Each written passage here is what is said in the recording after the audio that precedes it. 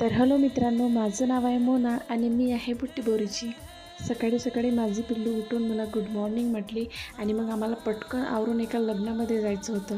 लग्न वगैरे पूर्ण एन्जॉय करून झाल्यानंतर आम्ही जायला निघलो आणि तेव्हा माझी भेटली मला एक फ्रेंड. ती माझी कॉलेजचीच फ्रेंड होती. आम्ही दोघी इतकी खुश झालो की तिथंच आमचं हसू मावत नव्हतं. थोडे फोटो आणि व्हिडिओज केल्यानंतर आम्ही निघलो गावाकडे जायसाठी.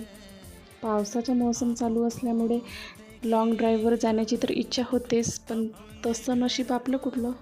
घरी आल्यानंतर मी टी व्हीवर गाणे लावली, कारण अशा मोसममध्ये गाणे ऐकले तर मन एकदम शांत होते.